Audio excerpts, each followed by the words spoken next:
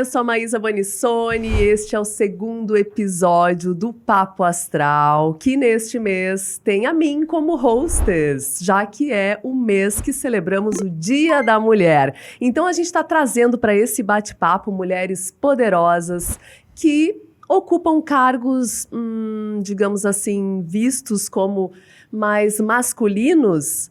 Mas a gente quebra paradigmas por aqui. Essas mulheres poderosas quebraram paradigmas. E hoje a gente traz a campo a dupla Grenal. Isso mesmo, a força do futebol feminino na dupla Grenal. E agora eu vou falar com a Taissan Passos e também com a Alessandra Ruffi. A Taissan Passos é técnica da equipe de futebol feminino do Grêmio, carioca, agora cariúcha, a gente já vai falar sobre isso. E a Alessandra Ruffi, então, que é gaúcha, supervisora do departamento de futebol feminino do Internacional, especialista em preparação física, tem uma bagagem bem bacana aí para contar pra gente sobre a trajetória. Então a gente vai começar, vou perguntar para Taissan. Taissan, como é que tu viesses parar aqui no Rio Grande do Sul e agora técnica, então, da equipe feminina do Grêmio? Primeiro, obrigado pelo convite. Uma longa história de uma menina sonhadora que morava em Duque de Caxias, no Rio de Janeiro. Brincava de futebol com os primos, a única menina que queria jogar futebol nas aulas de educação física, que foi atleta de futebol, não no nível das atletas que a gente tem aqui, mas que teve a oportunidade de aprender com grandes mulheres da modalidade, pioneiras, que me espelharam e que eu já sabia que o meu caminho não seria dentro do campo, né? Sou ex-atleta de futebol profissional, tenho um projeto social no Rio de Janeiro que atende 80 meninas oriundas de comunidade. Então, o futebol tem uma representatividade muito grande na minha vida, a qual eu entendi que ser atleta talvez eu não conseguiria transformar a minha vida como eu queria, e através do futebol eu consegui fazer muito mais do que eu imaginava. Então, uma ex-atleta apaixonada pelo que faz, de muito tempo, e que resolveu expandir o meu olhar e me especializar e virar treinadora e, de repente, realizar os meus sonhos agora fora do campo, contribuindo e potencializando com os talentos que estão por aí. Que maravilha, muito bom. Eu quero uma breve apresentação agora da Alessandra, para depois a gente começar um bate-papo mais bate-bola mesmo. Bom, primeiro agradecer também o convite, né? A oportunidade de estar aqui falando sobre essa modalidade que a gente tanto ama, né? Eu comecei no futebol ainda na adolescência, não joguei, não tive essa qualidade técnica para virar uma jogadora, mas sempre quis estar no esporte, então sempre quis estar perto dos meus irmãos, que sempre gostaram muito de futebol. Então foi através da família que eu recebi esse incentivo, assim. Então me preparei para estudar, para trabalhar. Comecei minha carreira como treinadora de futebol masculino, universitário. Então, tive uma longa jornada no futebol masculino, trabalhei com futebol 7 aqui no Rio Grande do Sul. Fui a única treinadora de 78 equipes da Federação Gaúcha de Futebol 7, única treinadora mulher presente na federação. E aos poucos eu fui migrando, então recebi o convite do Inter para trabalhar na preparação física em 2022, aonde eu tive nesse cargo durante 1 ano. E nesse ano eu recebi o convite e o desafio de ser supervisora de futebol do departamento.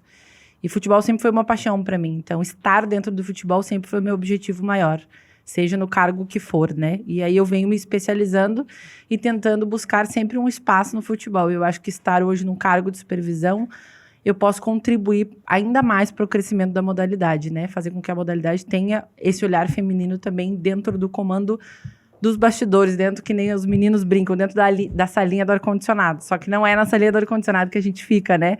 A gente fica o dia inteiro para cima e para baixo, trabalhando e buscando sempre o melhor para as meninas, para o grupo e para o clube. Maravilhoso, meninas. Que interessante isso. A Taissan falou que desde que começou já tinham mulheres nas quais tu te espelhavas, né? Como é que foi isso? Quem eram essas mulheres? Eram conhecidas, amigas? Já eram atletas? Como é que foi isso? Na verdade, eu tive a honra de iniciar minha carreira vendo algumas mulheres de muita importância, né? Eu acompanhei o crescimento do Vasco da Gama no Rio de Janeiro, quando a Helena era treinadora, que formou a Marta, a geração do Vasco da Gama com Pretinha, Roseli, Andréa Suntac. Então, eu era uma viajante para as idas para ver os jogos, né? Acompanhei o início das competições internacionais, então fugia de casa para ir para São Januário para conseguir acompanhar os jogos, e isso sempre foi muito forte para mim. E foi uma geração que acabou me abraçando, eu acabei iniciando a minha carreira com uma geração muito importante, para o futebol de mulheres carioca e brasileiro, então acompanhei muito tempo ali a geração da Tânia Maranhão, a geração da Leda Maria, e essas mulheres foram muito importantes para o meu processo enquanto atleta e para que eu tomasse a decisão de ser treinadora, porque eu acredito que, por acreditar em tudo que elas construíram, talvez o meu papel fosse dentro do campo para trabalhar por um legado, para a chegada de uma nova geração com mais oportunidades. Então, assim, eu sou uma treinadora influenciada por mulheres, então, assim, Maria Cristina, a própria Helena, a professora Emily Lima também, que sempre foi uma pioneira em tudo aquilo que a gente pensa de crescimento do espaço de treinadoras na modalidade. Então, eu sou privilegiada por ter participado, né, dessa geração de pessoas tão influentes para que o futebol feminino começasse a engatinhar tempo depois para tudo aquilo que a gente está vivendo. Bom, vocês duas exercem cargos que, bom, se dentro de campo já existia um certo preconceito, né, das mulheres estarem ali jogando e existe toda essa diferença entre o que é o futebol masculino do feminino, vocês em posições de líderes, eu acho que é mais forte ainda vocês terem conquistado esse caminho, trilhado esse caminho. E eu acho que muito disso é justamente pela paixão que o futebol exerce na vida de vocês, né? Na verdade, sempre me incomodou muito, né? O que me levou muito a buscar o meu espaço no futebol, já que não tive qualidade técnica para isso. Sempre me incomodou não ver mulheres em cargos de liderança, tanto no masculino quanto no feminino. Então, tipo, poucas técnicas, né? A gente não vê gestoras, a gente não vê as mulheres na parte da liderança no futebol. Isso era muito pouco, né? Na minha adolescência, na minha época de faculdade. E isso foi me incomodando, foi uma coisa que sempre me incomodou. E na época que eu tentei trilhar o espaço, eu tive um pouco de dificuldade aqui no Rio Grande do Sul de encontrar espaço no futebol feminino. Acabei indo para essa área no masculino. E sempre me deixou intrigado o quanto era estranho eles receberem uma mulher no comando, né? O quanto era impactante ver uma mulher na beira do gramado comandando uma equipe masculina. E eu acho que o cargo ele não tem que ser pautado pelo teu gênero, ele tem que ser pautado pela tua competência. A gente é competente para estar tanto no masculino quanto no feminino. E eu acho que é isso que os espaços, as pessoas precisam entender, que não é pelo gênero que a gente tem que ser escolhido, a gente tem que ser escolhido pela competência. E foi sempre isso que eu busquei, assim, estar o mais competente possível nos cargos que eu estou, no cargo que eu estiver gerindo, né, para trazer sempre o melhor para a modalidade. Sim, sempre estar se instruindo, aprendendo, evoluindo. Exatamente. Muito bom, gurias. E me diz uma coisa, existe muita diferença, assim como há no futebol masculino, os rivais, nossa dupla Grenal aqui, como é que funciona entre as meninas? É mais tranquilo ou a rivalidade é a mesma? Grenal é sempre Grenal, né? Ninguém gosta de perder. Não, né? Grenal não se joga, se ganha. Então, a professora chegou há pouco tempo aqui, vai pegar... já senti o clima, já vai tô pegar com a faca no dente. Ela vai pegar este clima agora. Na verdade, tudo é até a página 2. No momento, a gente é amigo, né? Começou o jogo, fica aí uma semana sem se falar, tudo bem, né? Uma semaninha sem se falar. Mas, claro, sempre mantendo o respeito, né? Afinal de contas, a gente é colega de profissão, colega de trabalho. E então, a gente nunca sabe o dia de amanhã, né? Porque tava lendo o currículo das meninas que vão conversar com a gente daqui a pouquinho, já estiveram em diversos clubes, não tem como ser diferente no futebol. É difícil um jogador, uma jogadora trilhar o mesmo caminho num único time, né? Então, nunca Acho legal, sabe. Assim, a gente ter essa oportunidade de estar vindo aqui para falar, trazendo um pouco do gancho do que a Alessandra falou. É legal a gente, como mulher, né, se respeitar e pegar a mão umas das outras. A gente precisa estar aqui aproveitando essa brecha para falar sobre representatividade, né? Talvez eu tive a oportunidade de ter algumas mulheres próximas a mim que me fizeram ter a vontade de estar aqui hoje, mas muitas pessoas não tiveram. Então, quando a gente tem o poder de fala como o Inter, como o Grêmio, o que a gente precisa falar devido às suas proporções e brincadeiras e entendimento da rivalidade que existe, é mais do que o futebol. É falar sobre o cargo que a gente ocupa e o quanto isso é importante para o clube, né? Para os clubes e para o futebol. Trazendo um pouco o que você disse sobre os espaços, eu penso muito que a gente fala sobre futebol feminino, mas quando a gente fala sobre a falta do espaço de fala, a gente precisa falar de quebra de paradigma e questões de políticas públicas. O fato de você não ter mulher em algumas posições de liderança não tem a ver com a modalidade de futebol. Tem a ver com um patriarcal, e aí a gente vai falar de sociedade e vai ser uma coisa muito maior. Então, quando a gente fala de se preparar, é a gente entender que cada vez que a gente passa a estar numa posição, a gente precisa se provar como mulher todos os dias. E isso não acontece do outro lado.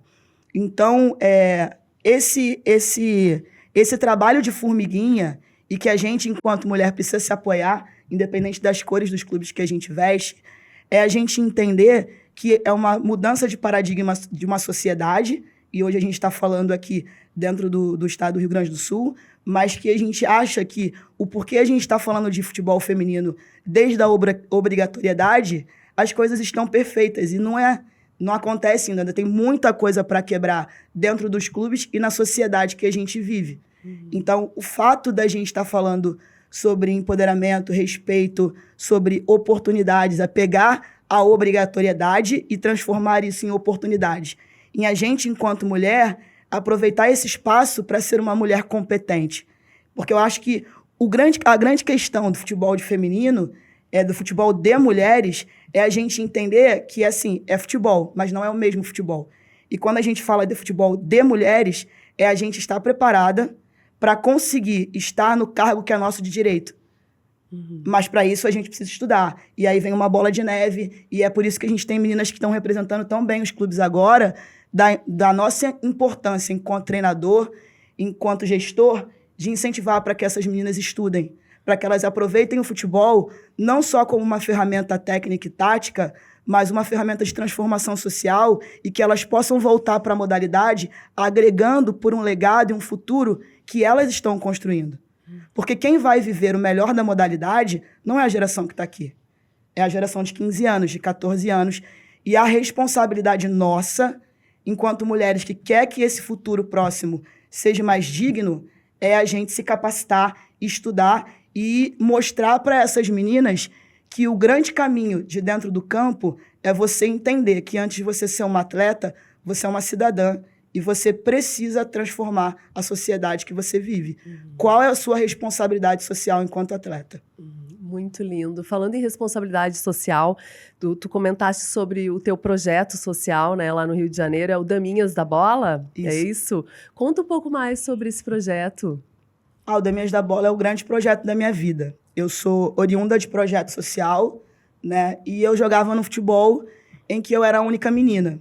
Então, eu já cheguei a jogar uma competição com boné, não com esse tamanho de tampa eu era goleira, não ao nível da bracinho de jacaré que tem ali, mas a gente conseguiu jogar a um nível legal, e eu já tive que jogar com o cabelo para dentro do boné. Um campeonato de escolas de futebol, em que eu era a única menina e eu era proibida de jogar. Então, meu professor me levou para o futebol, e chegando lá, outra escolinha falou assim, olha, se ela jogar, a gente não vai jogar. E aí meu professor me levou pro vestiário, eu troquei de roupa, e eu enfiei o cabelo para dentro do boné, e a gente ganhou o jogo. Só que aí a gente tá falando de um educador, de um professor que lá atrás, né, tô falando de 1997, 98, falei minha idade, em que alguém ali, e eu sempre tento falar isso para as minhas atletas, eu sou formada em educação física, eu sou professora de educação física. E professor, o treinador, né, o coaching, o técnico de futebol, ele vai ser educador até o final. Da menina do sub-11 ao homem ou à mulher de 30 anos.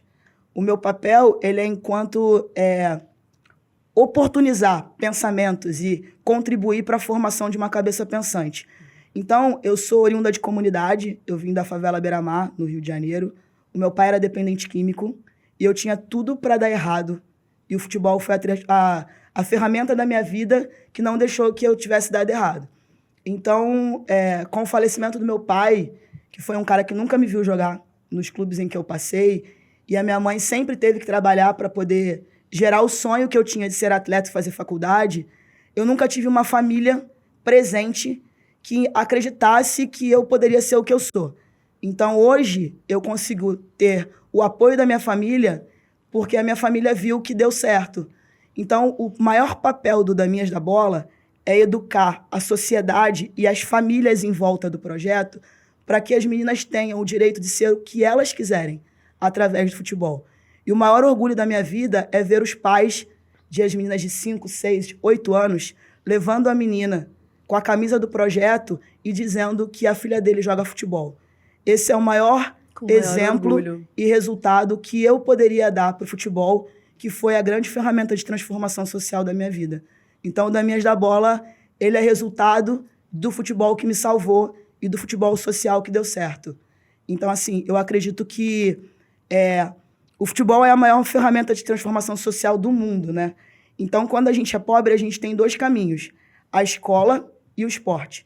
E quando você consegue alinhar o esporte e a educação, você consegue transformar um ser humano melhor e você consegue transformar a sociedade em volta daquilo tudo e transformar um ambiente mais acolhedor.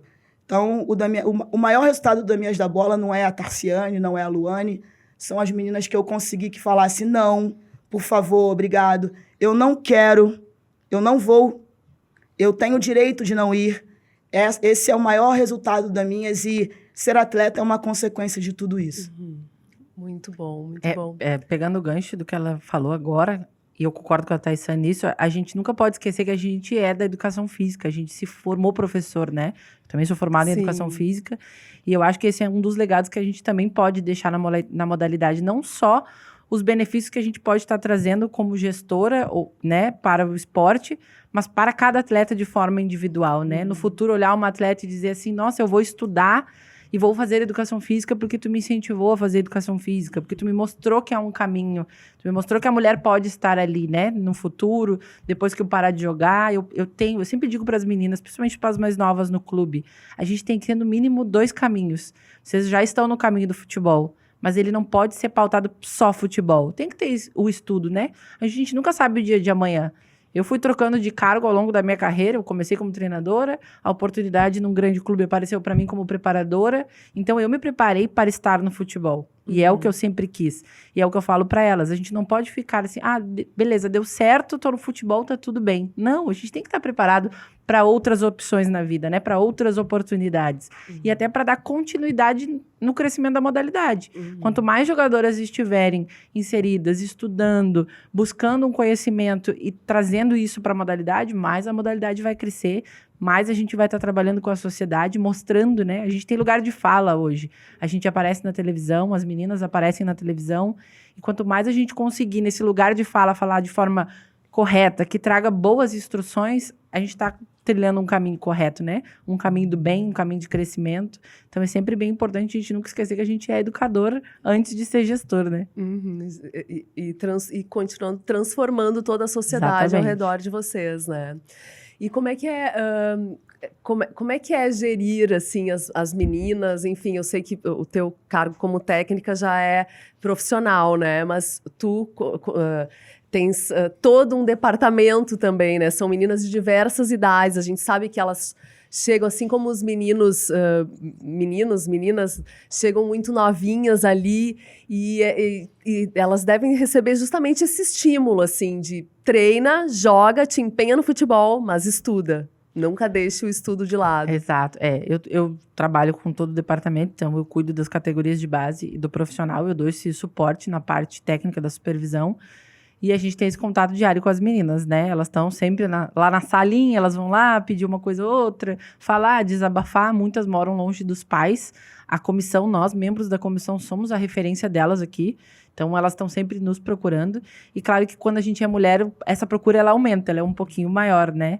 Enquanto preparadora, eu brinquei que no Brasileiro Sub-17, eu não tenho filhos, e eu me senti como se eu fosse mãe, porque eu não tinha tempo de ir no banheiro, não tinha tempo de muita coisa. Porque elas se tornam meninas que nos procuram para tudo, para um conselho, para estudo. Então, a gente tem que ter sempre esse cuidado, né? E eu acho que além da gente ter esse cuidado, a gente tem que dar exemplo. Eu procuro sempre pensar nisso. Eu não posso fazer tal coisa para não incentivar algo para elas que elas não entendam da forma correta. Então, eu sempre tenho cuidado, porque eu sempre penso, eu estou cuidando do filho dos outros. Então, eu vou fazer como eu gostaria que fizessem para mim. Se eu tivesse um filho, eu gostaria que cuidasse bem do meu filho. Então, é o que eu tento proporcionar para elas, né? E o estudo é uma coisa que a gente cobra bastante. A gente exige delas, né? Questão de presença, de notas. Eu pego muito no pé delas. Esse ano, quando eu virei supervisora, eu já falei para elas que a cada trimestre eu quero o boletim delas, vou conferir o boletim delas, como é que elas estão, porque elas também têm bastante competição, que às vezes elas acabam faltando aula. Então eu falo para elas, tá em Porto Alegre, não tá em competição, tem que ir na aula. Por mais cansada que esteja do treino, tem que ir na aula, para guardar aquela margem para quando tiver o campeonato precisar ter uma falta, né? Então, eu acho que é bem importante, assim.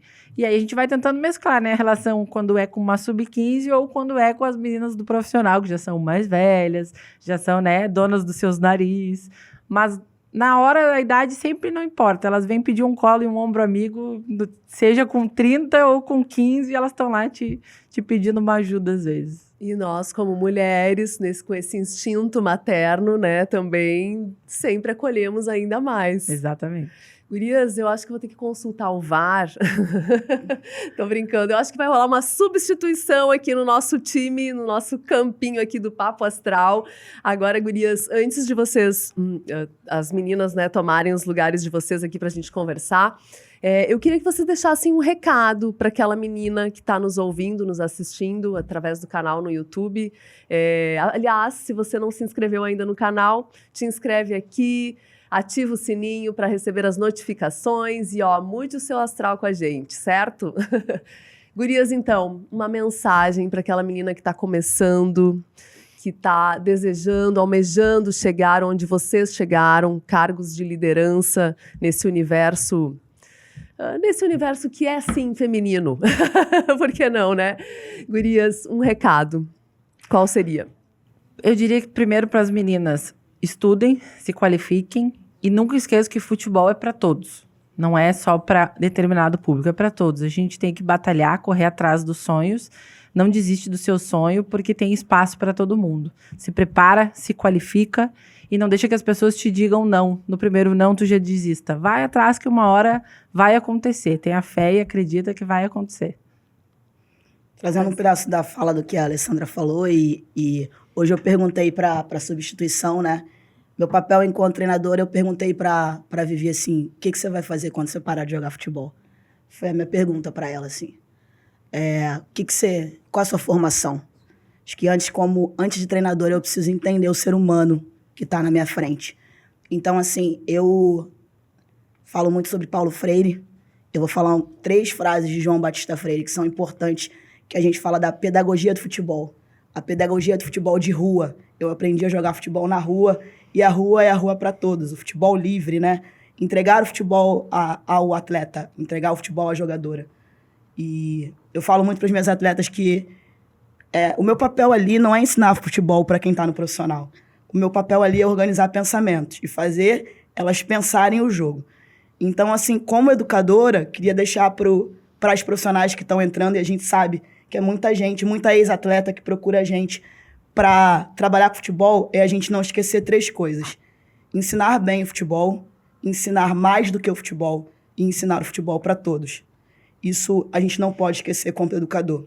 E para as meninas, que o futebol é muito maior do que a gente vê na televisão. O futebol te dá o direito de você ser uma grande supervisora, de você ganhar bolsa de estudos para você fazer educação física e ser uma grande supervisora, de você estar aqui com poder de fala e se transformar numa jornalista esportiva. Através do futebol, você ganhar uma bolsa de estudos e estar nos Estados Unidos. De que não são só os grandes atletas, as grandes atletas que disputam competições importantes, como Copa do Mundo e Olimpíada, que são os atletas que fazem o futebol existir. Então, a gente precisa aproveitar todas as oportunidades desse futebol que transforma, que capacita e que educa, pode trazer pra gente. Então, assim, antes de você querer ser um atleta de bem, um profissional de bem, seja uma pessoa de bem. E isso vai fazer com que a gente se preocupe, acolha, respeita e faça com que o futebol continue transformando vidas e a sociedade.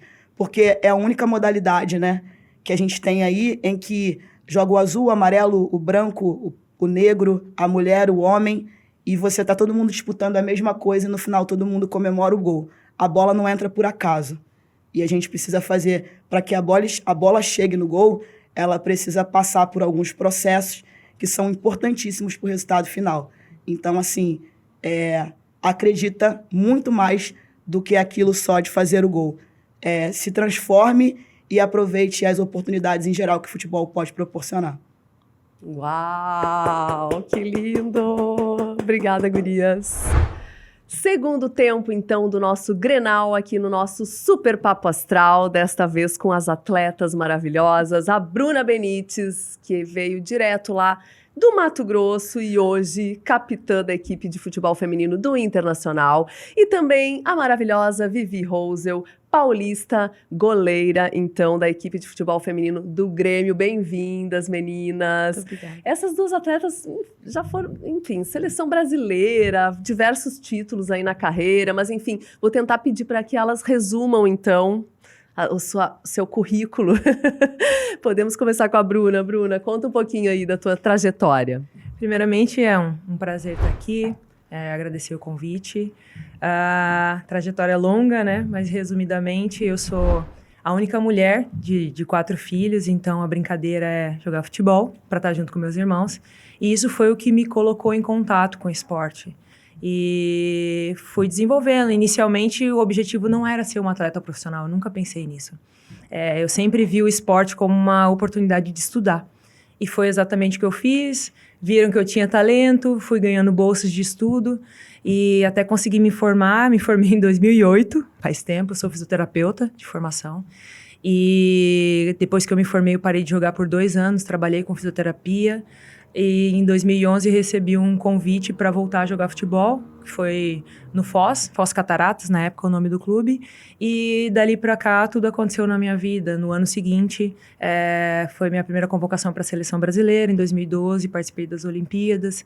E hoje, 2019, depois de estar em vários lugares, vários países, passar em vários clubes, eu vim parar no Inter e desde 2019 estou aqui muito feliz. Que bom! Coisa boa. Vivi. Meu currículo é um pouquinho diferente da Bruna. Eu já sempre gostei de esporte. Meu pai era goleiro também. Acho que deu uma inspirada assim, em mim. E eu sempre fui muito ativa. Meu primo me incentivou muito eu sempre brincava com ele. Minha irmã já não gostava muito de atividade física. Eu sempre fui muito ligada à atividade física, muito ligada a brincadeiras. E graças a Deus eu tive uma educação muito boa. Meus pais conseguiram me proporcionar escolas particulares, mas chegou um ponto que foi bem difícil e através do futebol, consequentemente, eu consegui bolsas de estudo. Isso fez eu também me formar em 2012, eu tive algumas pausas aí durante o caminho.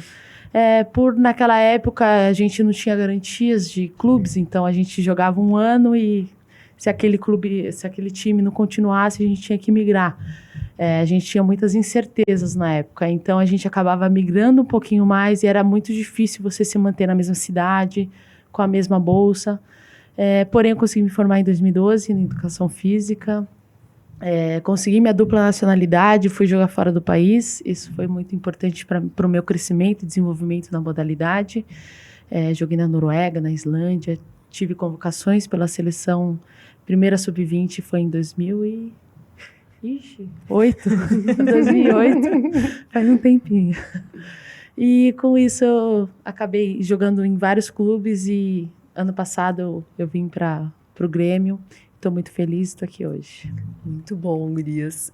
Diz uma coisa, vocês que vivenciam o futebol feminino dia a dia já há tanto tempo, né, já há alguns anos, o que vocês acham ou sentem assim que possa fazer com que seja tão, não gosto de usar essa palavra assim, né, mas tão desvalorizado com relação ao futebol masculino? O que acontece ali? Vocês saberiam dizer assim, por quê?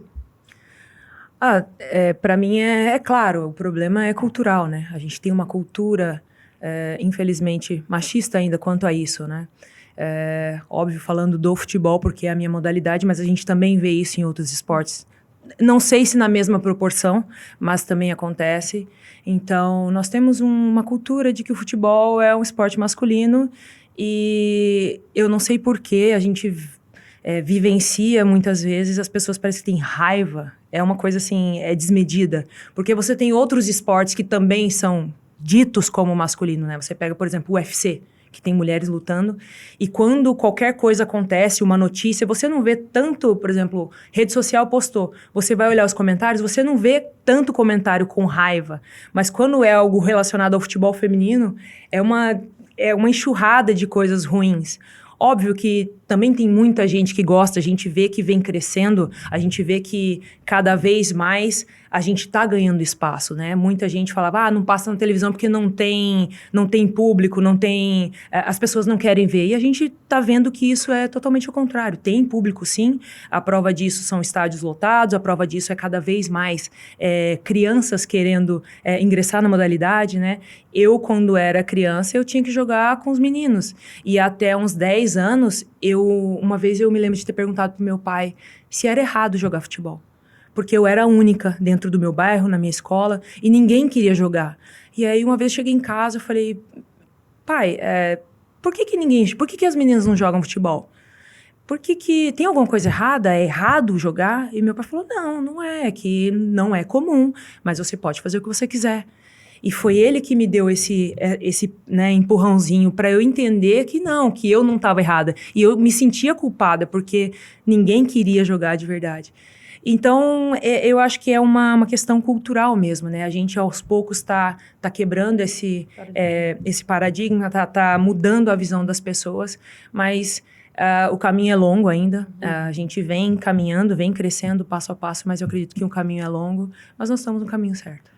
O que eu acredito é que tenha algo a ver com competitividade. Eu acho que as pessoas criaram uma competitividade entre o futebol feminino que não existe.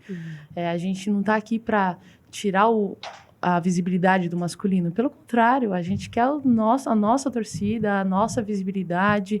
É que usam muito o masculino como esqueci a palavra.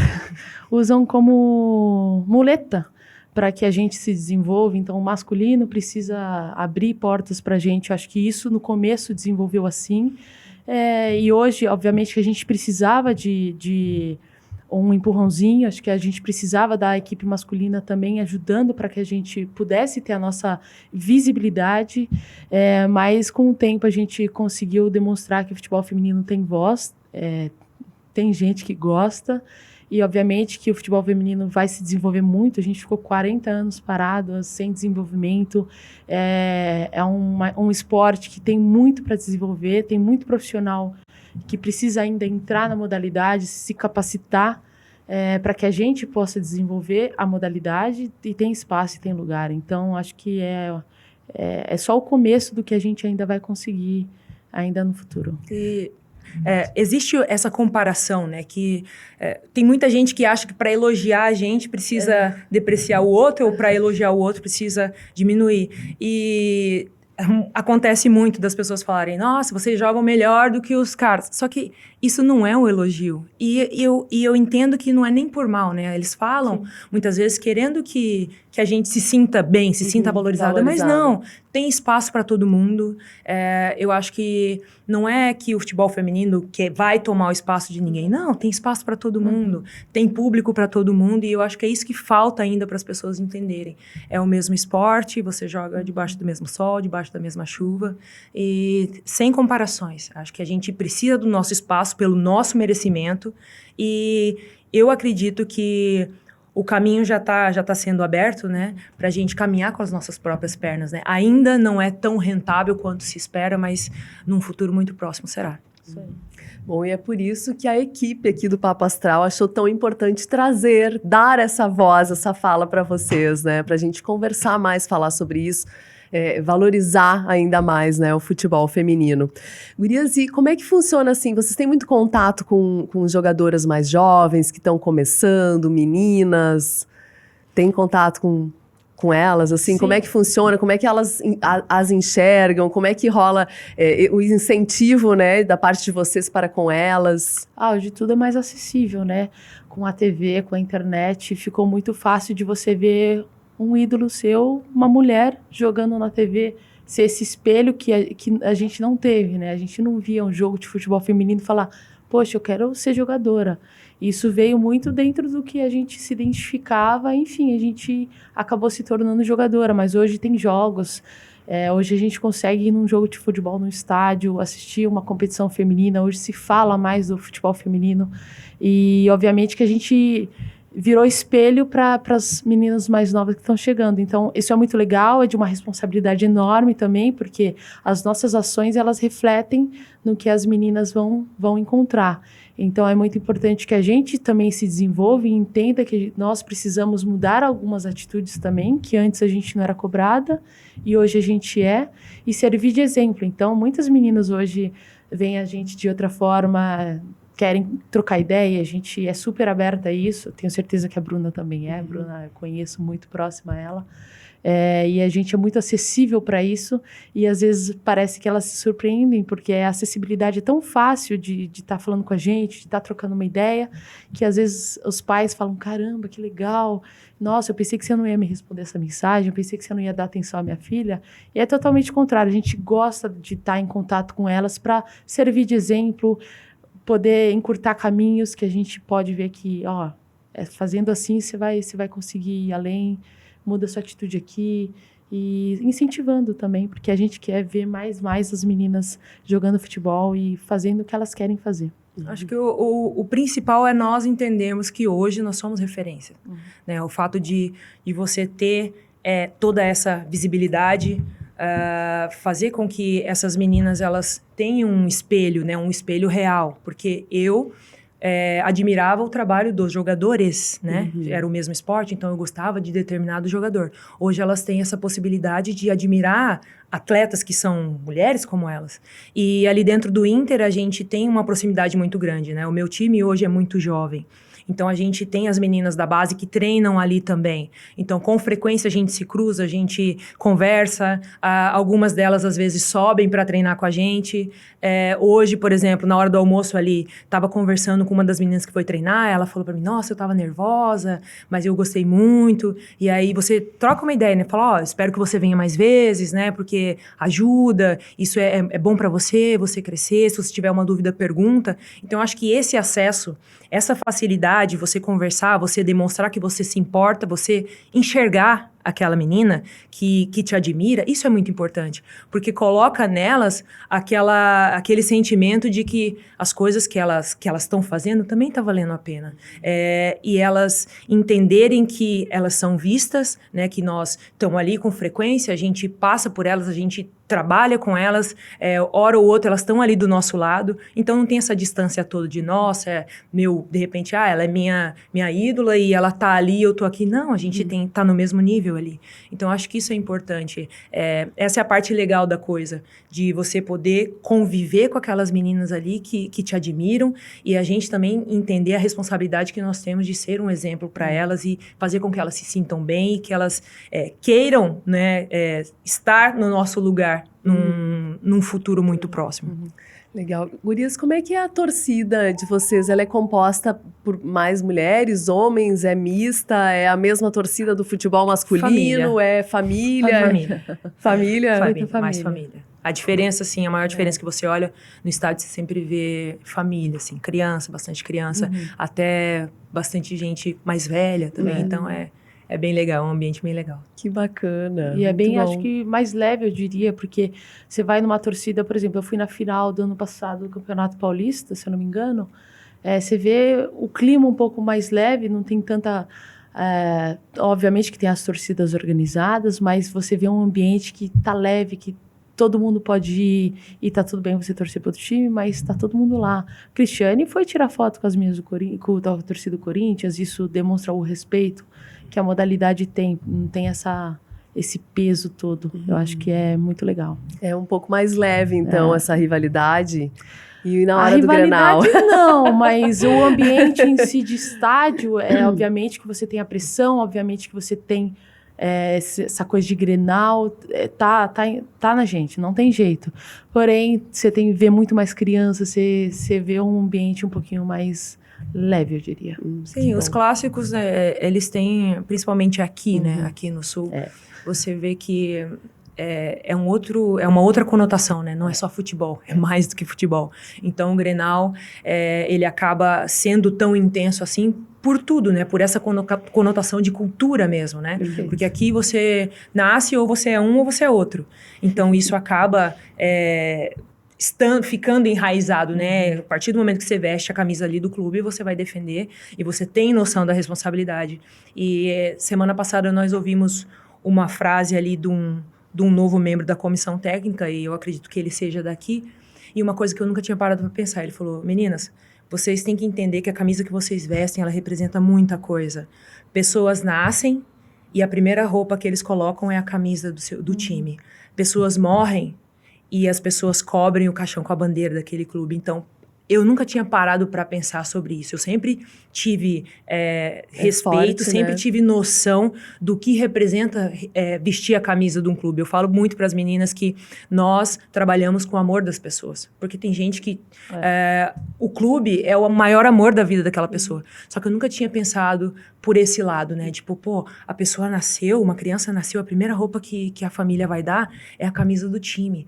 A pessoa tá sendo enterrada e ela tá sendo enterrada com a bandeira do clube dela. Então, é muita responsabilidade. E por isso que se fala muito aí na internet, não é só futebol. E a gente, às vezes, não tem essa consciência. É verdade. Eu tava me lembrando agora, falou da primeira roupinha, a minha filha ganhou uma roupinha de um Pode time. falar. Do Grêmio. Do Grêmio. Ai, minha família inteira é fanática, eu tive que revelar aqui, não tinha como. Elas pediram que eu viesse neutra, eu tô de verde hoje. Mas não tem como, né? A Olivia, minha filha, ganhou uma camisetinha do Grêmio logo que nasceu. Meu pai é gremista, todo mundo. Isso que minha família é de Santa Catarina, né, natural. Mas é que aqui não tem, né? Pega ali, tem muito gaúcho ali naquela região. E o Stefano, meu filho, também é gremista, obviamente. Também ganhou uma camisetinha do Grêmio quando nasceu. Gurias, como é que é a rotina de vocês de treino? Porque eu sei que não é nada barbada. Não, nada de barbada. Nossa, a rotina é intensa. Treino, às vezes, 2 períodos, 1 período, depende da programação, do círculo que é feito com a comissão técnica. Dentro do planejamento, obviamente, nós como atletas, a gente se cuida muito mais, não é só treinar lá. A gente tem treinos por fora que a gente pensa na individualidade de recuperação ou de um treino um pouquinho mais voltado a uma situação, não atrapalhando o treino do clube. Obviamente a nossa alimentação ela é bem mais controlada, nosso descanso, recuperação é tudo pra gente, então a gente deixa muita coisa de lado pensando no nosso profissionalismo total. Então a nossa rotina é muito intensa, compromissos fora, compromissos com o clube, viagens extenuantes, mas faz parte, isso faz parte de ser uma jogadora de futebol e a gente tem que, querendo ou não, amar tudo isso. É um processo que quem não gosta, eu acho que não dura muito tempo na carreira, mas tem que gostar do processo, porque o processo é árduo, a gente deixa muita coisa de lado, aniversário, família, a gente vê vários jogadores que estão longe de casa. No feminino, a gente não consegue trazer nossa família para junto da gente. Então, eu sou de São Paulo, eu vou ver minha família 2 vezes no ano, e olha lá, depende do calendário, depende da rotina que a gente vai ter. Então, é muito extenuante, a gente tem que estar com... tenho um trabalho mental também, eu tenho um hipnólogo que trabalha comigo, que é fundamental para o meu desenvolvimento dentro de campo e também fora dele. Acho que o nosso cuidado com a gente é muito maior, porque é bem extenuante. Sim, a Vivi tocou num ponto que é bem importante, que é essa parte de saúde mental, né? Porque você ser atleta, o seu instrumento de trabalho é o seu corpo, já é desgastante. E toda essa correria, o fato de estar longe de casa também, isso traz um desgaste mental muito grande. Então, para nós, é bem difícil, assim. A gente costuma falar que tem muita gente que gosta da vista do topo da montanha, mas não está disposto a escalar, né? Então, a gente tem que pagar um preço. E isso é algo que não é fácil, porque, por exemplo, a pessoa que, sei lá, o cara é advogado, quando ele vai trabalhar durante o dia, a hora que chegar na casa dele, ele pode descansar. Nas férias dele, ele não vai nem pensar em ler nada. Mas nós, enquanto atleta, nas nossas férias, a gente tem trabalhinho para fazer, porque não tem condições de você parar de fazer tudo para chegar aqui zerado. Então, é bem difícil. Eu costumo falar que atleta não é uma profissão, né? É um modo de vida. Porque você não deixa de ser atleta nem um segundo do seu dia. Então, a gente tem essa responsabilidade, essa consciência e tem que estar disposto a pagar o preço. Porque E a gente tenta passar isso para as mais novas, porque eu acho que por a gente estar alcançando voos mais altos, a gente está alcançando uma visibilidade maior, a gente cobra das meninas mais novas de continuar esse processo. A gente não pode parar por aí. E a gente vê muitas meninas, às vezes, não se importando tanto com o estudo, não se importando tanto com a recuperação, com a alimentação.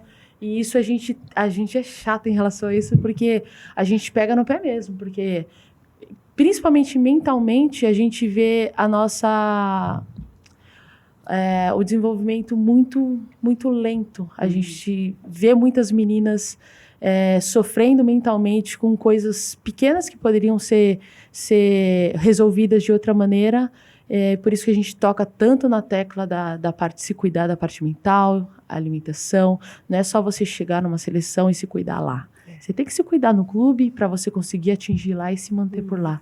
E a gente tenta passar essa experiência para as novinhas, porque é um processo duro que não foi fácil. Para elas estão sendo mais fáceis, para elas estão... Hoje, com 15 anos, você tem uma ajuda de custo, você tem um valor que você recebe. E eu só fui receber meu primeiro salário com 18 anos.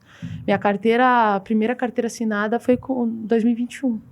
Então, foi um processo muito árduo que a gente passou e a gente tenta sempre passar isso para as minhas mais novas, para a gente continuar dando gás, continuar buscando voos mais altos para a gente estar para elas poderem vivenciar isso de uma melhor forma. Sim, porque a modalidade está desenvolvendo e você precisa ser cada vez mais profissional. Então, acho que o cuidado agora, com essa geração de agora, vai fazer com que elas estejam mais preparadas para esse desenvolvimento todo, né? Então, ter essa percepção de hoje tudo é rede social, né? Você vai comer, você tira foto da sua comida. Você vai ali, você tira foto de você dentro do Uber, sei lá. E as pessoas acompanham o que você está fazendo. Então, você tem que ter esse cuidado com o que faz, porque você representa algo que é muito grande, né? Então, para elas, hoje a gente não tem essa responsabilidade toda, né? Ainda porque não é tão grande quanto acontece com o futebol masculino, né? Mas eu acredito que vai chegar um momento que vai ser da mesma forma e a cobrança vai ser a mesma, porque se a gente quer chegar nesse nível de igualdade, porque fala muito de valorização financeira, visibilidade, então se a gente está cobrando para que seja igual, você vai ter que aceitar o ônus também, né? Então, elas a mesma precisam, cobrança, né? Precisam estar prontas. E é nesse sentido que a gente tenta falar desde já, alertar, cuida da sua cabeça, cuida do seu corpo, estuda, né? Toma cuidado, presta atenção, não se exponha tanto, né? Porque a gente representa algo que é muito grande. Então, assim, para que elas realmente estejam preparadas para quando chegar o momento dessa cobrança toda, você saber que você não vai sofrer tanto. E é preciso estar preparado sempre para qualquer oportunidade que chegar na sua vida. Sim. Porque, assim, não é porque ela já está jogando no time que tu vai relaxar, não tem como fazer isso, né? Meninas, vocês já receberam muitos nãos na vida de vocês? Como atletas? Talvez desejando entrar num clube e receber um não. Eu vou te falar, eu não recebia... Acho que a nossa geração ela é muito de, eu vou lá fazer acontecer. A gente não tinha muito tempo para ficar observando... mas essa pessoa falou isso de mim. Eu acho que a nossa geração era um pouco mais de ação. A gente não ligava pro redor, a gente estava lá que a gente queria acontecer e queria fazer. Eu não vejo essa situação na minha vida. Acredito que a Bruna também não vê na dela. Eu acho que a gente não passou por isso, ou se passou, foi muito desapercebido que a gente enfrentou de cara, assim. Porque quando eu era mais nova, eu não tinha condições, não tinha como jogar com atletas da minha idade. Então, para eu estar ali, eu tinha que ser muito boa no que eu estava fazendo, porque senão não ia acontecer para mim. Então, eu sempre tive esse entendimento. Eu preciso ser diferente para eu poder ter espaço aqui, porque senão vão me engolir. Jogar no meio de gente mais velha. Então, sempre fui muito determinado quanto a isso, né? Eu não planejei ser atleta de futebol, mas as coisas foram acontecendo na minha vida, eu fui abraçando as oportunidades e, tô aqui até hoje, né? Hoje eu sou a atleta mais velha do Inter, mas foram oportunidades que eu fui abraçando e entendendo que eu precisava me dedicar ao máximo para poder aproveitar ao máximo aquelas oportunidades. E foi isso que eu fiz. Então, não tive muito não, sempre fui muito teimosa quanto a isso. Eu quero, tipo, eu me engajava naquilo, colocava meu coração em tudo que eu fosse fazer e para as coisas acontecerem. Eu fiz essa pergunta porque eu me lembrei que recentemente eu estive numa palestra do Cafu e ele falou dos tantos nãos que ele recebeu. Não sei se vocês já viram a palestra dele, ou obviamente devem conhecer o histórico, enfim. Mas ele falou muito nisso, assim, no quanto foi, também lembrando do que o teu pai te falou, do quanto o pai dele foi importante nesse processo todo. Porque a cada não que ele recebia, ele ia lá, falava com o pai dele, e o pai dele dizia assim, olha, isso são barreiras que colocam na frente da sua vida, mas que só você pode transpor e ultrapassar. E isso fez com que ele nunca desistisse. Então, é importante, né? Como é bom vocês duas terem a família perto, incentivando. Isso é sempre muito importante. É que também na nossa época não tinha muito essa coisa de teste. A gente tinha poucos clubes, assim, que a gente não tinha o número de meninas que tem hoje em dia. É muito legal a gente ver numa peneira 200 meninas, 300 meninas. E assim, obviamente vai escutar um não. Na nossa época, pelo menos tinha poucos clubes, tinham pouca procura. Então, obviamente, algumas escutaram não, mas eu vejo a gente muito mais de ímpeto, de subir nível, porque a gente tinha que jogar contra os meninos, a gente não tinha muito espaço. Se a gente não jogasse bem, ou a gente não jogava e ficava em casa, ou a gente era muito bem. Então, eu acredito que é mais por essa régua. Talvez hoje em dia, por ter clubes mais estruturados, com sub-20, sub-15, sub-13. Nossa época não tinha essas coisas, né? Era só principal. Sim. E a gente tinha que se virar também para jogar entre as mais velhas, porque não era fácil, elas não deixavam barato pra gente, não. Então a gente tinha que se desenvolver muito mais rápido. Acho que isso que pega muito pra gente. A gente teve que ter uma maturidade muito cedo. Porque as jogadoras mais velhas que jogaram, principalmente com a Thay ali, um pouquinho antes, o nível delas era muito alto e elas não permitiam qualquer pessoa estar ali. Então, você tinha que subir a régua para estar entre elas. Muito bom. Quais são os planos para 2024, campeonatos, o que vem pela frente? Qual é o foco no momento? Olha, quando a gente defende camisas grandes, né, não tem como você pensar de outra maneira que não seja chegar o mais longe possível nas competições, né? E o mais longe possível é conquistar títulos. Então, isso eu acredito que seja um privilégio para nós, porque se você tá num clube que almeja títulos, significa que eles confiam no seu trabalho, que você tá à altura para que isso aconteça, né? Então, a gente sempre tem esses objetivos de chegar, conquistar os títulos das competições que a gente está disputando. E acho que mais importante do que isso é jogar bem, né? Fazer uma boa temporada, desenvolver a equipe, fazer com que a gente faça uma temporada melhor do que a do ano anterior. Óbvio que tem atletas diferentes, algumas saíram, chegaram outras. E acho que primeiro de tudo, né, nós somos seres humanos antes de sermos atletas.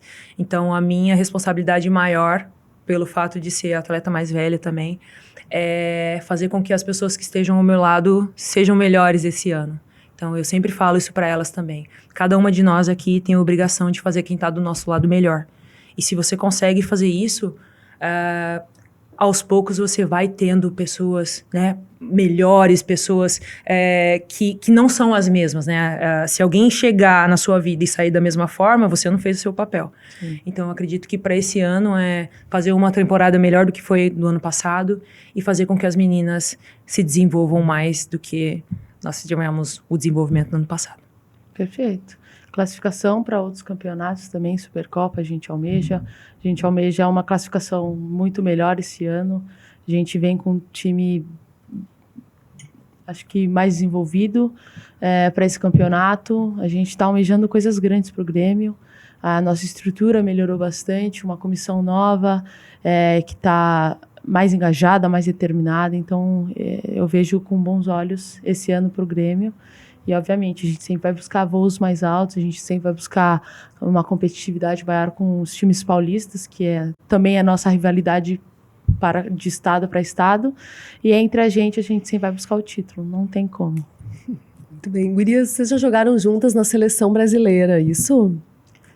Também. Seleção e Eu, clube. e em clubes também. Também. Eu acho que, enfim, não tem como, para um atleta, seja qual for a modalidade, não tem como não se sentir em êxtase estar representando seu país. Como é que foi esse momento para vocês? Como é que foi vivenciar tudo aquilo? A Bruna também teve em Olimpíada, que também é o máximo. Sim, sim. Conta um pouco pra gente. Olha, como eu falei, né? Eu nunca planejei isso. Eu nunca imaginei que fosse acontecer na minha vida. E foi tudo muito rápido. Então, eu me formei, parei de jogar futebol durante 2 anos. Quando eu voltei a jogar, 1 ano depois eu já estava na seleção, já disputei a Olimpíada. E aí foi tudo acontecendo assim de uma hora para outra. E eu não consigo pensar em outra palavra que não seja privilégio. Então, eu permaneci 10 anos dentro da seleção brasileira. E quando você trabalha, quando você faz o seu melhor, quando você se dedica, a questão de você estar ali entre os melhores é uma questão de tempo, né? Porque você está determinado ali, você está fazendo, uma hora ou outra vai chegar o seu momento. Só que o difícil é você permanecer ali, porque tem muita gente boa. Então, você precisa com frequência se desafiar, você precisa... Se moldar também. Sim, você vai se adaptando, você vai se moldando, você vai melhorando, você vai desenvolvendo coisas que você não era tão boa. Então, a meta sempre é você ser 1% melhor a cada dia. Uhum. E fazer isso não é fácil, nem um pouco, né? Às vezes a gente fala 1% é pouquinho, não é. Quando você chega no alto rendimento, as evoluções, elas são de milímetros, de segundos, tipo assim, é muito pouco.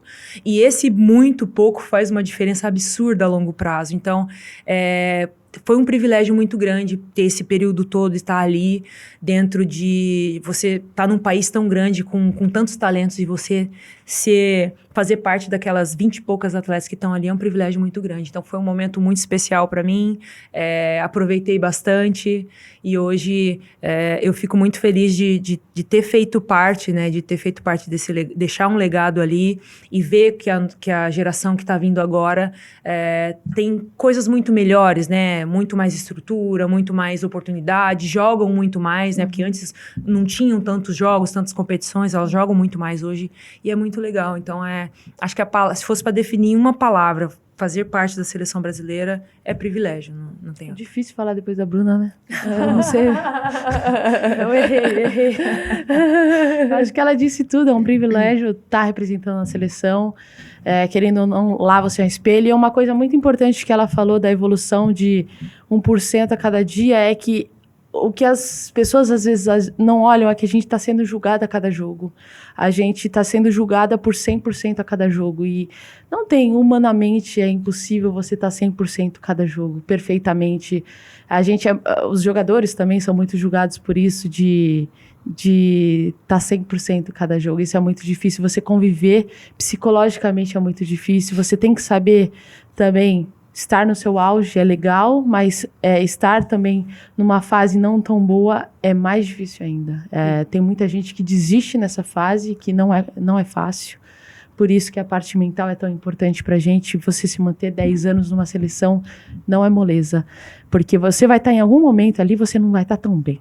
E para você se reerguer dessa situação, sendo julgada a cada minuto, sendo cobrada pela comissão técnica, a sua cobrança pessoal é muito grande. Se você não tiver um equilíbrio enorme para conseguir reverter essa situação, às vezes você fica pelo caminho. E acho que a seleção representa muito isso, porque vão ter pessoas que vão estar no seu melhor ali, você vai ter que segurar a rédea e tentar evoluir a cada dia mesmo não estando no seu melhor. Aí conta a experiência, aí conta o fora, né? O que você faz por fora, a sua recuperação por fora, o seu desenvolvimento mental por fora. Eu acho que é muito importante. E obviamente, sempre um privilégio estar representando a seleção brasileira. Acho que não tem uma menina que não pensa em estar na seleção brasileira um dia.